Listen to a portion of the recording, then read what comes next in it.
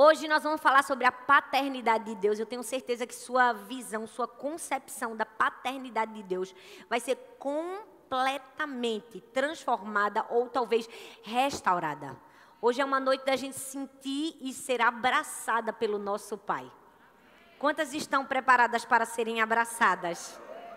Então te prepara, porque você vai ser abraçada, você vai ser curada, você vai ser amada. Essa é uma noite muito especial. E eu queria começar te fazendo uma pergunta. Quem aqui gosta de ler a Bíblia, gente? Levanta a mão. Amém. Glória a Deus. Aleluia, que todo mundo levantou a mão, né? Amém. Agora, quem aqui gosta de ler o Antigo Testamento? Levanta a mão. Veja que o número já caiu. Um pouco, né? Agora, uma terceira pergunta. Quem aqui gosta de ler as genealogias da Bíblia? Aí complicou. Você pode ser sincera diante de Deus, não é? Porque decorar os nomes da genealogia já é difícil. Entender o significado dos nomes piorou. Mas hoje eu quero compartilhar como Deus coloca tesouros preciosos até mesmo atrás do significado dos nomes das pessoas na Bíblia. Eu vou te dar um exemplo que está em Gênesis capítulo 5, a partir do verso 3. Você não precisa abrir, você pode anotar para a gente ganhar tempo. Mas eu quero que você anote tudo aqui, porque a gente está vindo aqui para estudar. Amém, gente? Então, quando chegar em casa, você relê, assista a mensagem de novo, 1, 2, 3, 4, 5 vezes, até ela entrar no seu coração. Aos 130 anos, Adão gerou um filho à sua semelhança, conforme a sua imagem, e lhe deu o nome de Sete. Aos 105 anos, Sete gerou Enos. Aos 90 anos, Enos gerou Cainã. Aos 70 anos, Cainã gerou Malael. Aos 65, Malael gerou Jared. Aos 162, Jared gerou Enoque. Tem gente que já está enfadado. Aos 65, Enoque gerou Matusalém. Tem gente que diz, Deus é um sinal. Com 65 anos gerou, será que eu ainda vou gerar? Calma, você vai entender. Aos 187, Matusalém gerou Lameque. Aos 182, Lameque gerou um filho e deu-lhe o nome de Noé.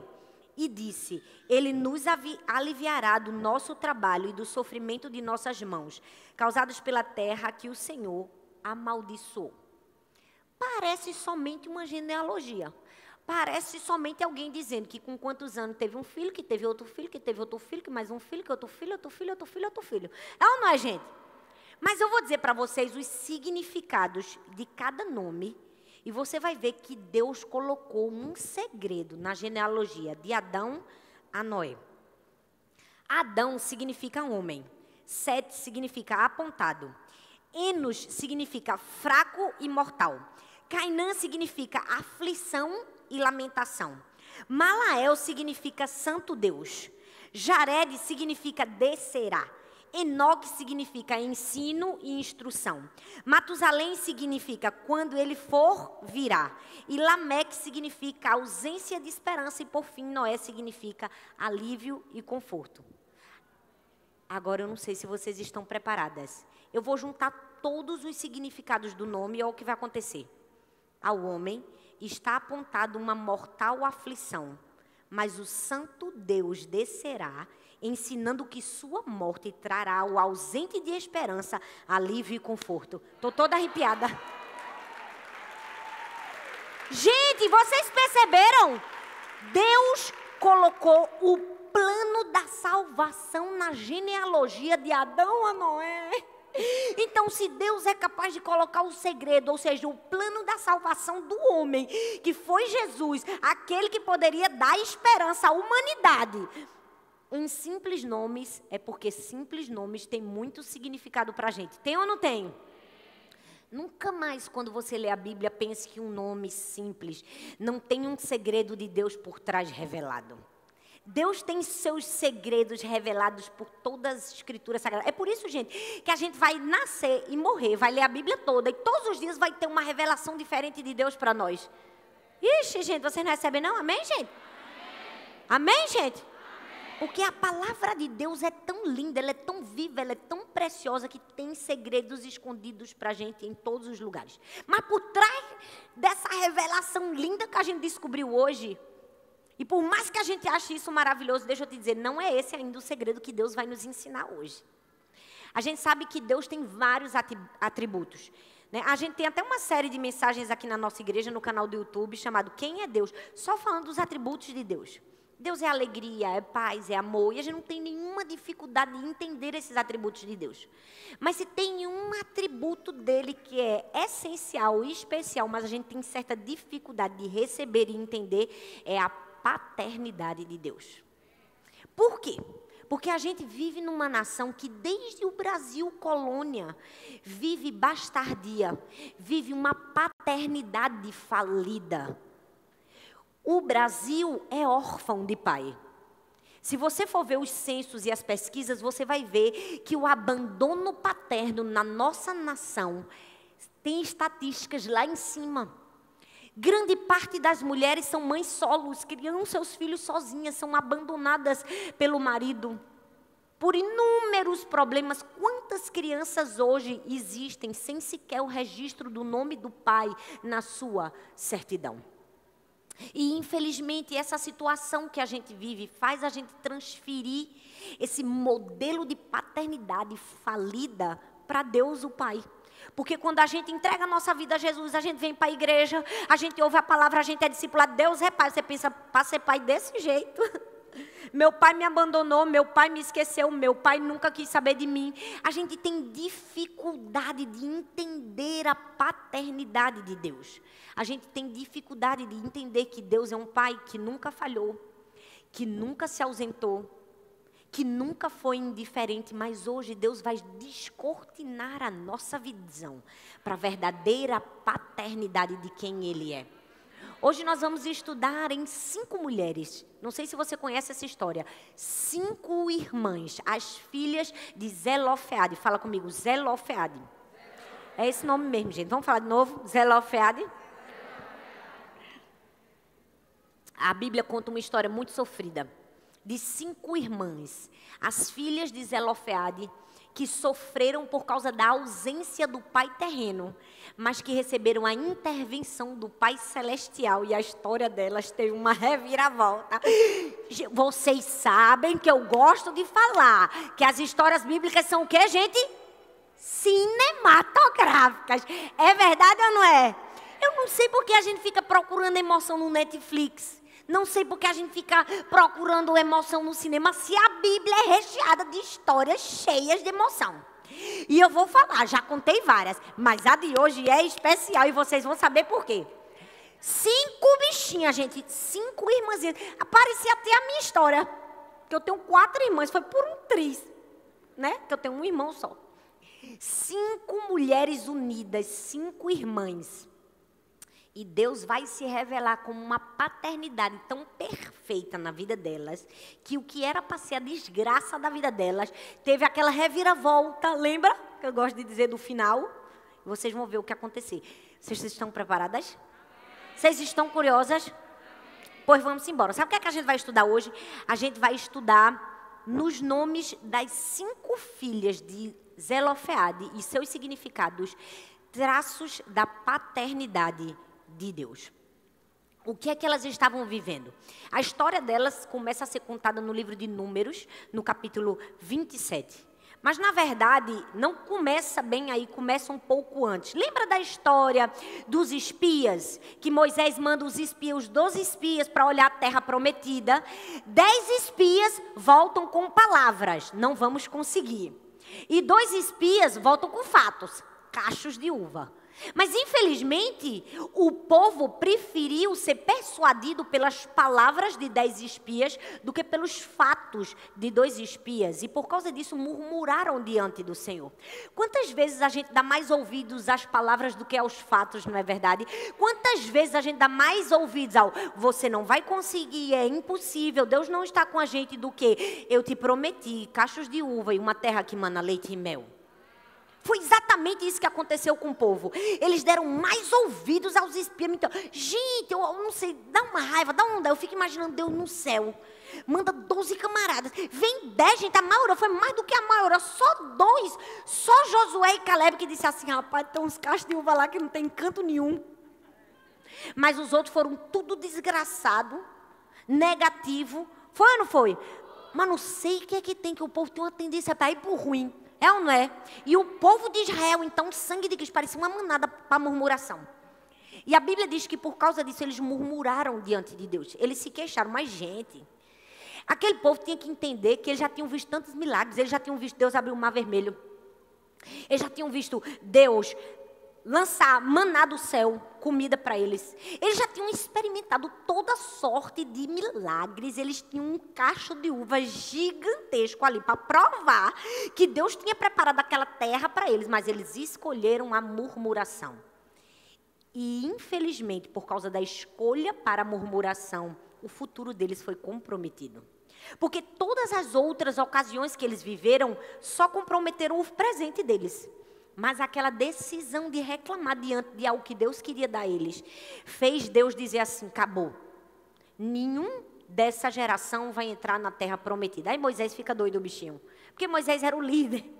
Moisés estava com pena do povo. Moisés olha para Deus e diz, Deus, por favor, não mata esse povo todo aqui no deserto, não. Porque se esse povo todo morrer e ninguém entrar na terra, sabe o que, é que vai acontecer? Os outros povos vão ter do que falar do Senhor. Os outros vão dizer assim, aí ó, o Deus dele tirou eles para morrer no meio do deserto. Não, Deus, por favor, não faz isso com o Senhor, não. Aí o que é que Deus diz? Deus diz assim, Moisés, vai entrar na terra prometida somente aqueles que não viram esses milagres, ou seja, os filhos. Quem tivesse de 20 anos para cima ia morrer. Foi triste. Só os novinhos iam entrar. Era a consequência do pecado. E por que eu estou contando essa história, gente? Porque é aí que entra a história das filhas de Zelofeade. Porque Zelofeade estava no time do que não ia entrar na terra prometida. Que ia morrer antes de entrar na terra prometida. E aí que começa a se desenrolar a história cinematográfica. Por quê? Porque elas perderam o pai. E porque perderam o pai, perderam o acesso à herança. Uma filha mulher não tinha direito à herança. Logo, quando Deus manda Moisés fazer um censo para dividir a terra prometida para as famílias, elas não iam ter direito, elas iam ter que morar de favor na casa dos outros. Por quê? Porque o pai delas havia morrido. Essa história, por mais que tenha sido há 3.000 anos atrás, parece familiar para a gente. Parece ou não parece? Quantas de nós perdemos acesso a tantas coisas na nossa vida por causa de um erro de um pai? Por causa de uma ausência de um pai? Era exatamente isso que aquelas filhas estavam vivendo. Elas estavam vivendo a dor por causa da ausência de um pai. E eu não sei o que a ausência do seu pai, ou do pai do seu filho, ou de alguém que você conhece, pode ter tirado de você. Talvez pode ter roubado seu senso de valor, sua alegria, suas oportunidades. E talvez você pense que tudo que você poderia conquistar não vai conquistar mais por causa da ausência de um pai. Deus te trouxe aqui para dizer, é mentira. Hoje você vai entender que a bastardia é uma mentira. Que a orfandade para nós que temos Deus é uma mentira. Se eu fosse você, dava um glória a Deus. Porque essa é uma verdade que traz cura para o nosso coração. Amém, gente? E por mais que você tente mentir para você e dizer assim, aconteceu isso comigo, mas hoje eu não tenho problema nenhum. Porque eu tive uma mãe que foi mãe e pai. Isso não mudou em nada na minha vida. Deixa eu te dizer, ninguém substitui ninguém na vida. Pai é pai, mãe é mãe. Uma figura não substitui a outra. Sua mãe pode ter sido mãe e pai, como a minha foi. Mãe e pai. Maravilhoso, mas ninguém substitui a figura de ninguém. E a ausência de um pai provoca dores, provoca problemas que às vezes a gente nem conhece. Mas o que é que a gente precisa fazer para ser curado? Se mostrar vulnerável para Deus. Mulher, tu veio aqui em plena sexta-feira. Tu não veio aqui para tapear. Veio? Tu não veio aqui para esconder tua dor. Veio? Tu não veio aqui para fingir que está tudo bem. Está tudo bem comigo, eu nunca tive problema com isso. Rapaz, tu veio aqui para ser transformada. Eu creio nisso, amém? Tu não está assistindo essa mensagem só para decorar nem para ver mais uma mensagem. O nosso objetivo aqui é ser transformada, amém? Então hoje nós vamos abrir o nosso coração, estarmos vulneráveis para entender e para sermos tocadas pelo Espírito Santo, amém? Bora lá, gente. 5 filhas. E os nomes delas eram meio complicados. Mas cada nome tinha um significado que revela um segredo para a gente. Primeira, Macla. A primeira filha se chamava Macla. E Macla significa confiança. Ou seja, o que é que Deus está ensinando para mim e para você? Que quando o seu pai terreno falhar com você, você pode continuar confiando no seu pai celestial. Seu pai terreno pode falhar. Seu pai celestial nunca vai falhar com você. O texto diz assim, ó, Números 27, do 1 ao 3, diz assim: aproximaram-se as filhas de Zelofeade, filho de Efé, neto de Gileade, bisneto de Maquir, trineto de Manassés, que pertencia ao clã dos Manassés, filho de José. Os nomes das suas filhas eram Malá, que é o Macla, Noa, Ogla, Milca e Tirza. Elas se prostraram à entrada da tenda do encontro diante de Moisés, do sacerdote Eleazar, dos líderes de toda a comunidade, e disseram: nosso pai morreu no deserto. Ele não estava entre os seguidores de Corá que se ajuntaram contra o Senhor, mas morreu por causa do seu próprio pecado e não deixou filhos. Eu quero que você fixe nessa palavra. Mas morreu por causa do seu próprio pecado. Aquelas filhas estavam sofrendo por causa de um erro do pai. Morreu por causa do seu próprio pecado. Aquele homem não tinha morrido antes de chegar na terra prometida por causa do curso natural da vida. O texto deixa claro que ele morreu por causa do seu próprio pecado. E agora suas filhas precisavam lidar com a ausência paterna por causa do pecado do pai. Quantas de nós precisamos lidar com dores e dificuldades na nossa vida por causa de um pecado de um pai? Quantas vezes na festa da sua escola, tudo o que você queria era que no dia dos pais o seu pai estivesse presente, mas o pecado de prostituição tirou ele da sua família e fez ele ausentar-se da sua presença?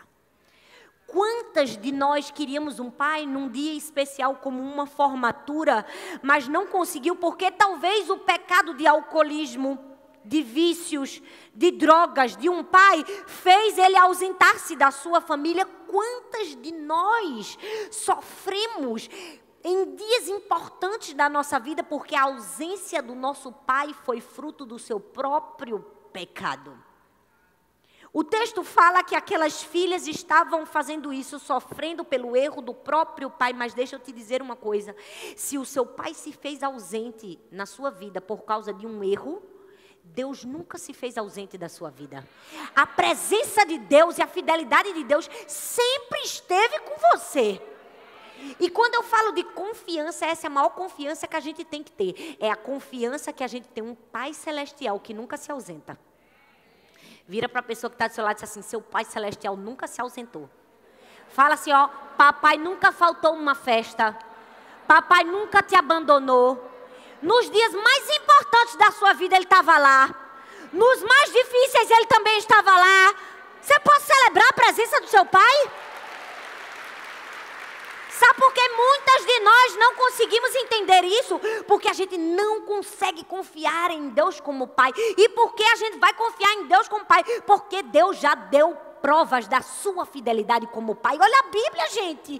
Lê a palavra. A Bíblia fala que Esther era uma menina órfã. Mas por causa de um Deus que é Pai, Ele não permitiu que ela morresse. Quem mais que era órfão? Daniel, órfão numa terra estrangeira. Mas a presença de um Deus que é Pai não permitiu que ele morresse. Ismael jogado no meio do deserto para morrer, abandonado. Mas a presença de um Deus que é Pai não o abandonou. Davi, abandonado e esquecido, desonrado pelo próprio pai, que era presente, mas um presente que estava ferindo. Porque tinha um Deus que era Pai. Recebeu o trono. Deus já deu provas da sua fidelidade paterna a nós. Sabe, quando eu estava lendo esse texto e pensando confiança, confiança, confiança, que tipo de confiança a gente tem que ter? Deus me dê todos os argumentos para que nós possamos entender e confiar na paternidade de Deus. Gente, Deus foi falando umas coisas aqui comigo que por mais que você escute, se você não absorver, você nunca vai ser curado na sua paternidade. Porque tem tanta pessoa, mulher, tanta gente que vive feridenta a vida todinha chorando porque o pai abandonou, ou talvez porque o marido deixou um filho, porque ela não recebeu a paternidade de Deus. E a gente recebe a paternidade de Deus com entendimento da paternidade de Deus e com ação. Mas tem gente que gosta de lamber a ferida, é ou não é, gente? Tem gente que gosta de fazer de coitado, igual a pregação que eu fiz aqui, sua dor não é sua identidade. Para comigo e pensa, por que a gente pode confiar na paternidade de Deus? Primeiro, porque Deus é bom. Se alguém te fez ter uma visão deturpada de quem Deus é, você precisa começar a resolver isso hoje. Deus vai fazer uma limpeza na sua mente. Está passando um detergente aí na sua cabeça. Você precisa entender que Deus, o Pai, é bom. Fala, Deus é bom. É por isso que a gente cantou a música, tu és um bom Pai. Deus é bom. Deus é tão bom que Deus é bom para os bons e para os ruins. E a Bíblia prova que Ele faz nascer o sol sobre justos e injustos. Gente, se Deus é bom para os ruins, que dirá pra gente que é mais ou menos? É ou não é, minha gente? Ele disse assim, se vocês que são maus sabem dar boas coisas aos vossos filhos, que dirá eu que sou bom? Minha filha, a primeira coisa que você precisa entender de argumento, porque você deve confiar na paternidade de Deus, é porque Ele é bom. Mas não é só porque Ele é bom, porque Deus é bom. Porque Ele é onisciente, onipresente, onipotente. Por que eu posso confiar na paternidade de Deus? Porque Deus sabe o presente, o passado, o futuro. Quando a vida da gente entra num momento de caos, porque acontece? Acontece ou não acontece? Eu posso confiar, fala comigo, confiança. Porque Deus não vai ser pego de surpresa. Ele sabe todas as coisas. Ele é onipresente, onipotente, onisciente. Mas sabe algo que Deus falou comigo tão forte? Que se tem algo que se você esquecer tudo nessa mensagem, eu queria que você guardasse no seu coração. Que te faz entender por que você deve confiar na paternidade de Deus e a experiência de Jesus. A Bíblia fala que quando Jesus estava para morrer na cruz do Calvário, por amor a mim e a você, perceba, Ele não somente falou de sofrimento, Jesus experimentou o sofrimento. Ele sofreu. E a Bíblia diz que ele estava numa agonia tão grande que no Getsemane, naquele silêncio de Deus, quando ele se sentiu quase abandonado, ele gritou. Ele não falou, ele gritou. A Bíblia diz que ele gritou, Deus meu, por que me desamparaste? Por um momento as pessoas podem achar que aquilo era um fracasso de Jesus, mas na verdade não era. Por quê? Porque ele completa a frase, que no meio do desespero e no meio de um sentimento de abandono, ele diz assim, mas que seja feita a tua vontade e não a minha. Ele simplesmente obedece. Ele simplesmente vai à morte e morre. Por quê? Porque ele tinha confiança no plano de Deus, o Pai.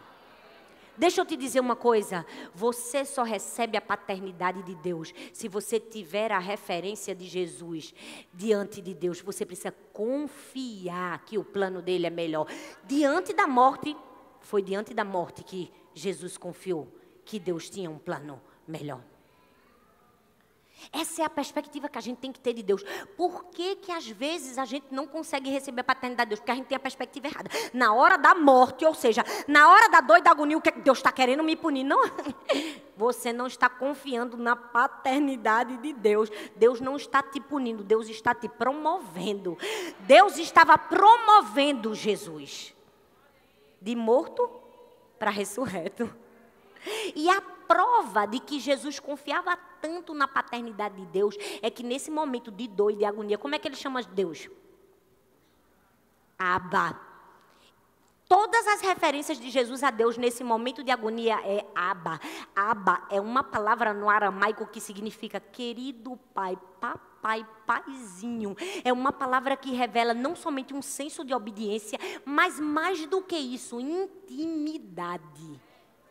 Agora, para comigo e pensa, por que Jesus, sofrendo na cruz do Calvário, disse paizinho, papai, uma palavra de intimidade? Porque mesmo no momento de dor, ele sentia que Deus não havia estado distante dele. No momento de dor, ele sentia Deus intimamente, pertinho dele. Ele não estava abandonado. Por que às vezes a gente no momento de dor não consegue ter essa percepção? Porque a gente não vê Deus como Pai. E no momento mais difícil da nossa vida é que a gente tem que repetir, Abba, Pai, Paizinho. Deus nunca nos abandona, gente. Pelo contrário, eu acho que é no momento mais difícil da nossa vida que a gente pode perceber que Ele está mais perto de nós. O que é que a gente precisa? Confiança. Fala comigo, confiança. Fala comigo, confiança. Quando o seu pai terreno te abandonar, teu pai celeste é digno de confiança. Seu Pai Celeste é digno de confiança. Quando Jesus faz a oração no Pai Nosso, ele diz assim, Pai Nosso. Eu amo que ele diz Pai Nosso. Glória a Deus que o Pai não era só dele. Era de todas nós. Ele diz assim, ó, Pai Nosso que estás no céu. E cada parte dessa oração é uma explicação de quem Deus é. Ou seja, o Pai de Jesus é próximo, é santo, é poderoso, é gentil, é misericordioso, é protetor. E todos esses atributos existem para que eu e você possamos entender e dar a Deus a confiança que lhe é devida. É por isso que Salomão olhou para o filho e disse assim, olha, se tem alguma coisa que você precisa entender na sua vida, que você precisa confiar em Deus, Deus é digno de confiança. Ele diz assim, ó, não te apoies no teu próprio entendimento, confia no Senhor, reconhece-o em todos os teus caminhos e Ele endireitará as tuas veredas. Então confie em Deus, o Pai. Confiança. Segunda filha, Ogla, fala comigo, Ogla. E Ogla significa equilíbrio, fala equilíbrio. Ou seja, se alguma atitude do teu pai terreno te fez paralisar, ou te desestabilizou, tirou o seu equilíbrio, Deus é aquele pai que destrava o seu caminho, te dá equilíbrio e te coloca de volta no caminho que você precisa. Ogla fala de equilíbrio. Equilíbrio. Eu não sei se você sabe, mas várias pesquisas já foram feitas e provam que crianças que são órfãs de pais, ou seja, que não têm paternidade, elas são muito mais tendenciosas a tirar nota baixa na escola, repetir de ano. É provado cientificamente. E por que eu estou falando isso? Porque você precisa entender que existe um desequilíbrio na ausência paterna.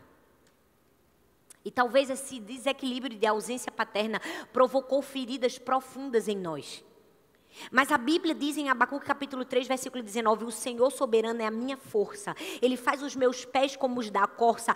Ele me habilita a andar em lugares altos. E esse texto é lindo porque ele fala que Deus é o nosso Pai. Ele nos dá pés como os da corça. A corça, gente, ele é um animal que na hora do perigo, ela é capaz de correr tão mais rápido que ela consegue fugir do inimigo. Mas não somente isso, ela corre em terrenos acidentados, ou seja, ela corre em terrenos que não são comuns a ela.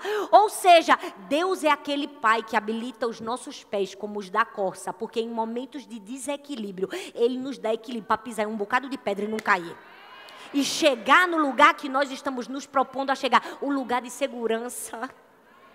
Então o desequilíbrio que talvez a ausência do seu pai te provocou, o teu pai te dá o equilíbrio para chegar no lugar que você precisa. Para de dar desculpa e dizer, eu não consigo ser ninguém na vida porque eu não tive um pai para me ajudar.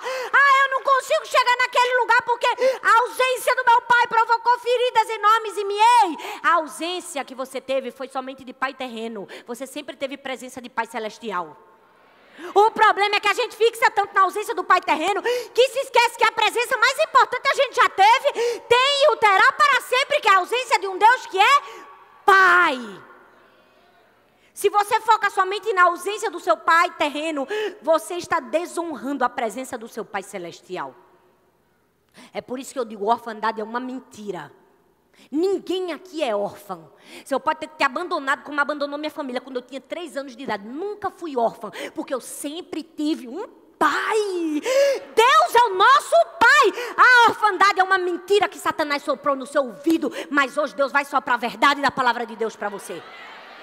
Você precisa entender que quando você não tem equilíbrio suficiente, Deus é o pai que te dá equilíbrio. Você pode olhar para trás na sua história, no seu passado, e ver que em momentos que não tinha como você sair, você saiu. O que foi isso? Foi Deus o Pai sendo o seu equilíbrio. Foi Deus o Pai mostrando o caminho, porque todo mundo precisa de um pai para mostrar o futuro, para dar um conselho, para dar um norte, uma direção. É verdade ou não é? Quando a gente está desesperado, quem a gente procura é os pais, gente. Não tem ninguém melhor do que a nossa família para dizer assim, vai por esse caminho. Não vai por esse caminho, é verdade ou não é? E na ausência, o que a gente faz? A gente entende que tem um pai que guia. A gente entende que a gente tem um pai que é farol, ou seja, é uma luz no meio da escuridão. O texto de Salmo 119, versículo 105 diz assim, a tua palavra é farol que me guia, é luz para o meu caminho. Olha bem para mim, você sabe o que é um farol? Um farol é uma torre arredondada bem alta. Ela existe para evitar que algumas embarcações passem por perigos. Evitar que as embarcações naufraguem. Ela existe para evitar que haja colisões. Ou seja, o que é um farol? É um lugar onde avisa, mesmo não estando por perto. Deus é esse farol na nossa vida. A gente pode nem saber que Ele está aqui do nosso lado, mas Ele é o farol que é luz no meio da nossa escuridão. Ele é o farol que está ali, ó. Quando a gente não tem ninguém a quem recorrer, Ele acende a luz no meio da escuridão. E Ele não é somente um farol, Ele também é uma bússola. Por quê? Porque equilíbrio fala de encontrar o caminho, e às vezes a gente está perdido. Tá ou não tá, gente? Mas a bússola é o quê? A bússola é um instrumento que a gente usa para quê? Para se achar. Isaías 48, 17 diz assim: eu sou o Senhor, o seu Deus, que lhe ensina o que é melhor para você, que lhe dirige o caminho que você deve ir. Eu não sei se você está entendendo o que eu estou querendo dizer, não. Mas todas aquelas desculpas que você tinha esfarrapadas, ou que você estava dando para, ai, meu filho vai sofrer porque não tem o pai. Não, meu filho. Deus é o farol, Deus é a bússola, Deus é o caminho, Deus é o equilíbrio, Deus é a confiança. Tudo que a gente falta no homem tem em Deus. Tudo que você não tem hoje, tem em Deus. Em Deus não há ausência de nada. Ele é a nossa bússola. E talvez você nunca usou uma bússola. Talvez você nunca disse assim, vamos para a igreja do amor, pega a bússola aí para saber como chega. Porque hoje a gente não usa a bússola, a gente usa o Waze. Sangue de Cristo tem poder pelo Waze. Porque o Waze me levou no pior lugar. O Waze me levou hoje diretamente no Vale da Sombra da Morte. Eu disse, esse é um lugar de desova, mas eu vou declarando aqui, ó, que é vida, é vida, é vida, é Deus. Só me tira deste lugar. Por que a gente não usa a bússola no dia a dia? Porque a bússola é um instrumento usado em lugares específicos. Em mata fechada, é ou não é? No meio do mar. Ou seja, em caminhos que a gente não tem nenhuma orientação. Deus é a bússola que em lugares que não tem como a gente achar uma orientação, Ele está. Meu Deus, minha gente, vocês nem celebram. Se você se sente perdida, você não precisa se sentir perdida. Deus é o farol, Deus é a bússola, Deus é o equilíbrio que a gente precisa. Porque algumas vezes na nossa vida não vai bastar somente um farol para iluminar o caminho da gente, não. A gente vai precisar de uma bússola para apontar o caminho certo. E eu amo que Deus não somente acende a luz, Ele ainda bota a gente na seta certa. Ele ainda diz, o caminho é esse. Vamos para a terceira filha? Bora lá, gente. Confiança, vamos comigo. Confiança, equilíbrio. Terceiro, autoridade. Milca significa autoridade, rainha. Talvez a história que você viveu com o seu pai, o seu sobrenome ou o seu pai terreno te envergonhou, te fez se sentir invisível, marginalizada. Teu Pai Celestial é aquele que te dá autoridade, te faz uma princesa cheia de autoridade. A palavra órfã, a primeira vez que ela aparece na Bíblia, no hebraico, é em Êxodo capítulo 22, versículo 22. E significa alguém que é órfão de pai somente. Mas no grego a palavra órfão vem do orfanos, que significa desprovido de pai, de pais ou de um guia. É uma classificação maior. É quando você não tem pai, ou talvez você não tem pai e mãe, ou talvez você não tem alguém para te guiar, alguém para te orientar. E Deus é aquele que provê o que nós precisamos. E quando a gente fala de provisão de Deus, a gente se pensa em dinheiro, não é? Deus é aquele que vai prover. Não, provisão fala muito mais do que dinheiro. Deus provê para mim e para você muitas coisas. E uma das coisas que Deus provê para mim e para você é autoridade. Porque, sinceramente, gente, Deus deu autoridade àquelas 5 mulheres. Deu ou não deu? Vou explicar por que deu. Presta bastante atenção. Aquelas 5 mulheres para ter acesso a Moisés, não era fácil assim, não. Gente, não era simplesmente assim, eu vou conversar ali com Moisés, marca um gabinete com ele. Não. Se você queria falar com Moisés, primeiro você tinha que falar com os 70 anciãos. Se não conseguisse com os 70 anciãos, depois ia para o sumo sacerdote. E só depois, se o caso fosse muito complicado, caía na mão de Moisés. Imagino que a fila de Moisés era grande. Era ou não era? Eu não sei o que foi que essas pirraias fizeram, que elas burlaram os 70 anciãos, o sumo da sacerdote, e bateram aonde? Direto em Moisés. Mas elas não bateram somente direto em Moisés, elas pararam toda a congregação. Leia o texto, elas pararam todo o povo, todos os conselheiros, parou todo mundo, porque elas chegaram diante de Moisés com o problema delas. Elas disseram assim: meu pai morreu por causa do pecado, e agora a gente não tem acesso à terra, porque nós somos 5 mulheres. A gente veio aqui para o Senhor mudar a lei e a gente ter direito à herança. Ô bichosada, é ou não é? É ou não é, gente? Naquela época a mulher não tinha direito nem de falar, a mulher ainda quis mudar a lei. Por quê? Porque Deus é aquele que provê tudo na nossa vida. Até a autoridade que a gente pensa que não tem, Deus vai lá e bota dentro da gente. É ou não é? Pensa numa bicha que tem autoridade a tal da mulher. É ou não é, gente? Olha, pode estar uma confusão. Bota 10 homens, nenhum resolve. Bota uma mulher, ela chega com uma autoridade. Ó, meu querido, é assim, ó, vamos fazer aqui assim, a senhora resolveu o problema. Eu estou falando alguma mentira, minha gente? A mulher que é a corajosa da história, a mulher que é ousada. Quando está todo mundo perdido, quem é pergunta na rua?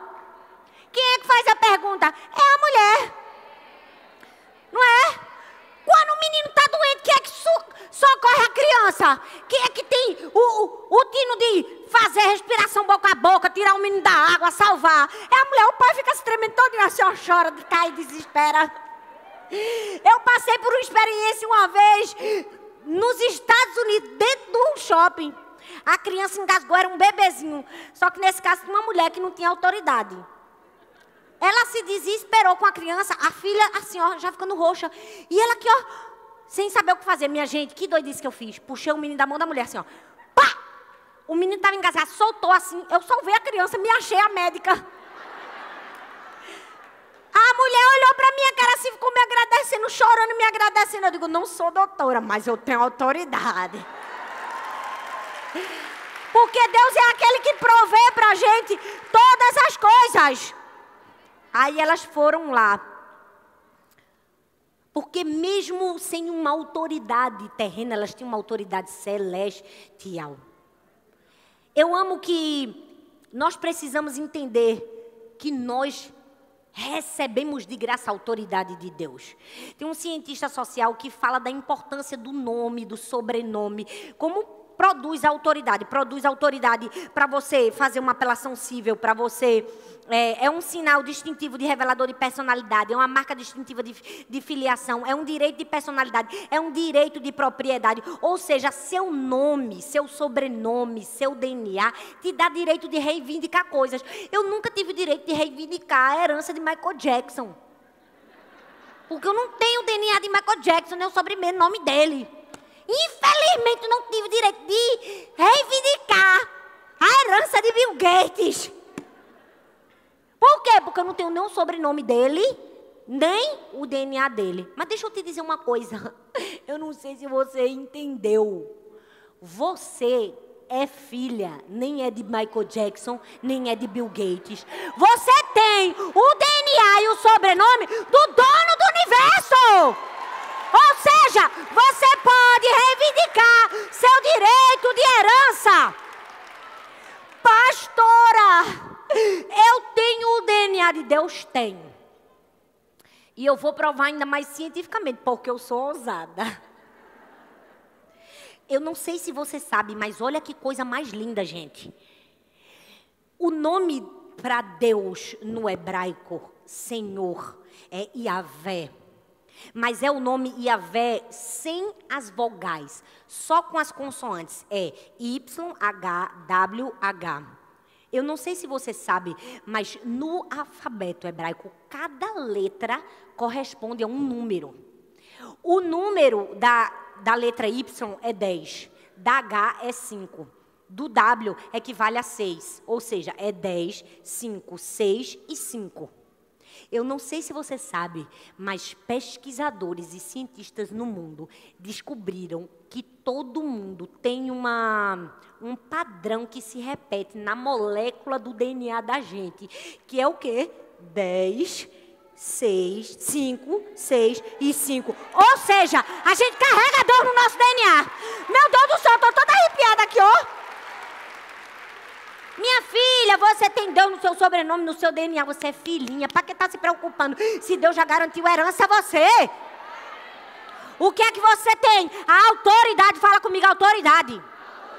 Quarta filha, prazer, significa o nome de Tirza. Tirza significa prazer de Deus. Se você foi desprezada por pessoas que deveriam amar você, se você foi desamparada por pessoas que deveriam te amparar, se você se sentiu um fardo, um peso, Deus te trouxe aqui para te dizer, eu acho prazer em você. O nome de Tirza significa prazer. Aí o texto diz em Números 27, verso 4, a parte B, diz assim, dê-nos propriedade entre os parentes do nosso pai. Eu gosto dessas bichinhas, vem. Porque as bichas já chegaram pedindo. A gente quer a terra. E eu amo que mesmo não tendo direito, elas falaram com Moisés, Eleazar, todos os príncipes das tribos, toda a congregação, para ter a possibilidade de mudar a lei. E eu amo que o fato de Moisés ouvir aquelas 5 mulheres, era Deus dizendo assim, eu te dou voz. Porque os homens poderiam ter dito, é o quê? Vocês estão doidas? Mulher não tem nem voz, nem vez. Vocês ainda querem que a gente mude e dê herança? Loucura, não é? Mas eu amo as loucuras de Deus, porque eu disse a vocês que tem os finais apoteóticos. Tem ou não tem? A lei muda ou não muda? Eles poderiam ter dito, isso que está acontecendo com você vai acontecer com outras mulheres e com outras milhares de mulheres sempre vai acontecer, porque a lei diz isso. Mas, se o desprezo das pessoas quiser nos silenciar, Deus nos dá a voz, porque Deus encontra prazer na gente. Não sei se você está entendendo, Deus encontra prazer em você.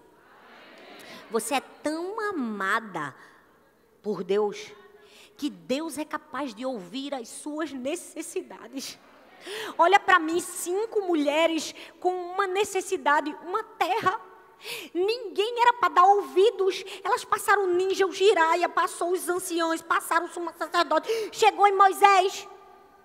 Era Deus dizendo assim, eu escuto você, eu escuto sua necessidade, porque eu tenho prazer em você. Deixa eu te dizer, tem muita gente que não entende isso.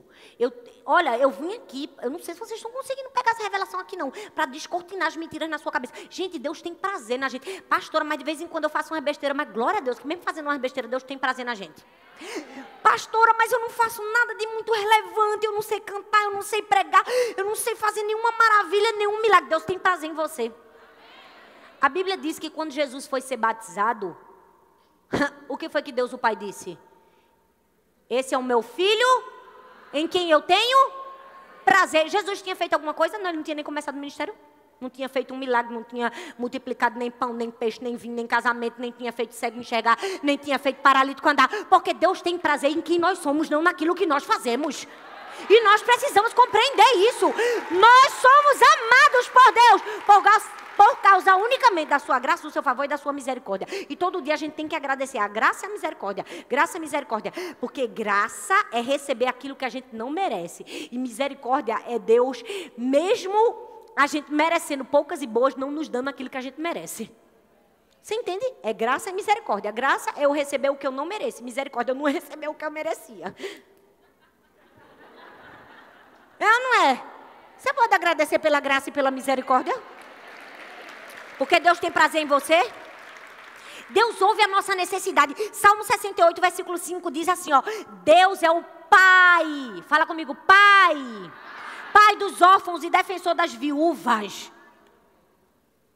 Pai dos órfãos. A palavra para Deus, o Pai, no Antigo Testamento só aparece 8 vezes. E tem uma significação de chefe, de criador. Mas no Novo Testamento aparece 272 vezes. Aí você pensa, meu Deus, pastora, isso significa que Deus mudou de comportamento? Porque às vezes eu tenho a impressão que Deus no Antigo Testamento está um pouco mais estressado e que no Novo Testamento está mais calmo. É ou não é? Não somos nós que mudamos a nossa percepção e começamos a enxergar Deus como de fato Ele é. Pai de órfãos, paternidade. Você entende isso? Deus nunca deixou de ser pai. Por quê? Porque a orfandade é uma mentira. Orfandade é uma mentira. Vira para a pessoa que está do seu lado e fala, orfandade é uma mentira. Fala, você não é órfão, você tem pai. E o último nome, Noa, que significa trabalho. Noa significa aquela que não se detém, trabalhadora incansável. Quando seu pai terreno negligenciou você de alguma forma, teu pai celestial trabalha incansavelmente por você.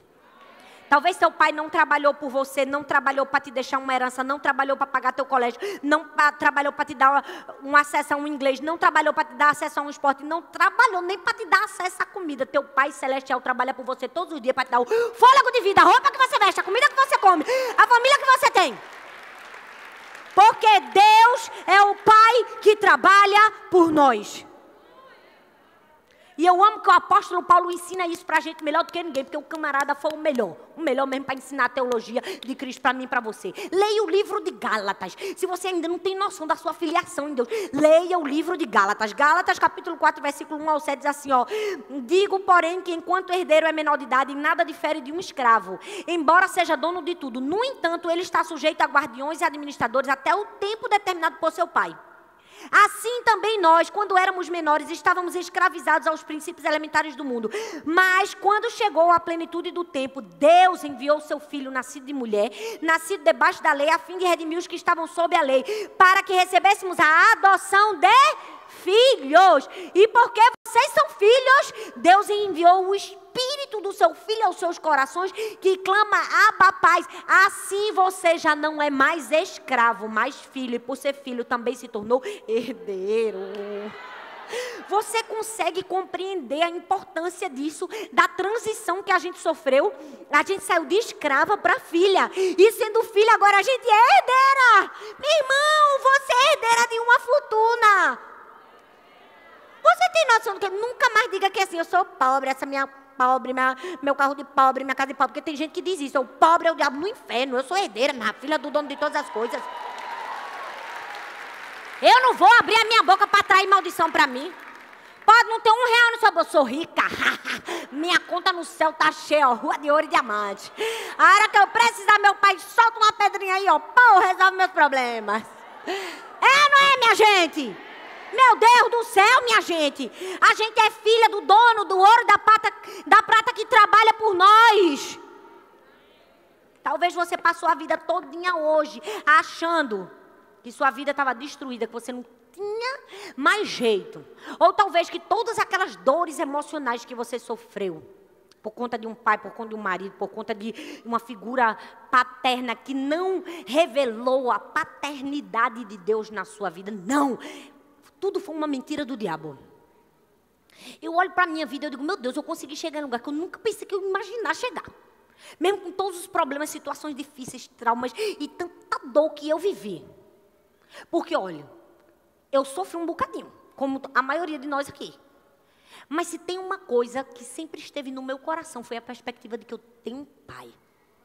No momento mais difícil, eu dizia assim, ó, não tem ninguém para eu contar. Tenho, eu tenho Deus, um pai. Sabe aquele momento que a gente pensa assim, meu Deus do céu, o diabo agora se especializou em me destruir. Está querendo acabar comigo, porque Satanás levanta uns. Levanta ou não levanta para humilhar a gente? É ou não é? Para acabar com a cara da gente, é ou não é? Não tem gente que vai falar com você assim, até esquece seu nome, me finge que esqueceu, mas sabia seu nome? Só para humilhar você, eu digo, Deus, não, Deus. Não, Deus, eu não estou acreditando nisso. Deus. Rapaz, se eu contasse minha história, o sangue de Jesus tem poder. Glória a Deus que tem umas coisas da história da gente que a gente não pode contar. E é Deus dizendo, fica calado mesmo que é melhor. O povo já chorou tanto, não você vai dar conta se tu contasse essa daí. Ia ser pior. Qual era o tema que eu ia usar? Não tinha mais. Não dava mais nem para usar. Mas deixa eu te dizer uma coisa. Deus te trouxe aqui para te dizer que Deus é o Pai que é digno de confiança. Deus é o Pai que é o teu equilíbrio. Deus é o Pai que é a sua força, que aponta o caminho, que te mostra a direção. Deus é o Pai que não te abandona. Deus é o Pai que te dá uma herança. E talvez você chegou aqui pensando, trabalhei a vida toda para ter o que eu tenho. Talvez você, como aquelas 5 meninas, será assim, rapaz, o negócio foi difícil para mim. Meu pai não deixou nada para mim. A pastora fica falando aí, Deus o Pai, mas meu pai foi um miserável, triste, desgraçado, infeliz. E o meu marido fez a mesma coisa com meus filhos. Nessa vida, sangue de Cristo, eu estou me sentindo igual um trabalhador de enxada. Ó, tudo que eu tenho, eu tenho que trabalhar duro. Trabalhar duro para conseguir. Porque meu pai não me deixou nada. Talvez você chegou aqui e no seu coração você pensa assim, a minha história é cheia de trabalho, de ausência, de luta, de escassez, de aflição. Talvez você está trabalhando para curar uma ferida que nunca fica curada. Toda hora está sangrando um pedacinho. Você trabalha, mas sua ferida está aberta, porque você está trabalhando, porque você ainda não recebeu a paternidade do seu pai. Então você acha que tua vida é dura, você está fazendo tudo para ser curada, mas não consegue, porque você ainda não recebeu a paternidade de Deus, o Pai. Talvez sua vida é feita de luta e de aflição. Quando você pensava que tudo ia dar certo na sua família, teu marido te abandonou por causa do pecado da prostituição. Deixou você, deixou seus filhos. Mas hoje, o teu Deus, o Pai, vai te trocar a enxada do trabalho e vai te dar uma procuração. E deixa eu te dizer, olha, seu pai, que leva a enxada do esforço e do sacrifício, te trouxe aqui para te dizer, você tem direito a uma herança. Você não precisa trabalhar para conquistar a herança, porque quem te dá a herança sou eu, o seu Deus e o seu Pai. Eu quero que você fique em pé no seu lugar, você também vai receber a sua herança. E todas nós vamos ler a nossa herança em uma só voz.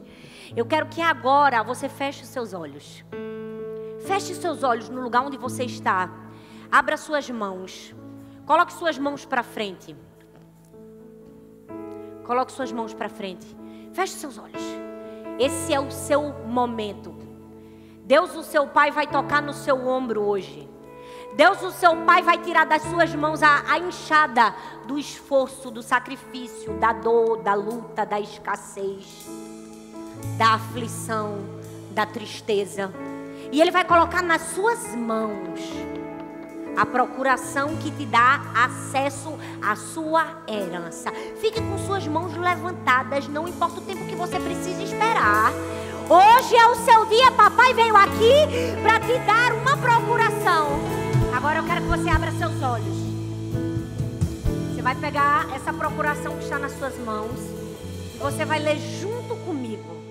Nós vamos ler juntas o que seu pai te deixou. Ele diz: eu, Yahvé, o dono do universo e Senhor de todas as coisas, eu, o Deus da provisão, que abre fontes em lugares secos, eu, o Deus protetor, que nunca abandona os seus filhos e trabalha em favor dos que o amam, entrego a você, minha filha, essa procuração de herança, para que você se lembre que não é órfã, para que você se lembre que tudo que é meu pertence a você também, para que você saiba que antes de você ser gerada no ventre de sua mãe, eu já trabalhava por você. Eu te dei meu sobrenome, meu DNA e a minha herança. Um dia, minha filha, quando estivermos face a face, eu te conto todas as coisas que eu fiz por você e você nunca soube. Mas enquanto esse dia não chega, quero que você lembre todos os dias que eu te amo com um amor certo. Eu te amo com um amor imutável.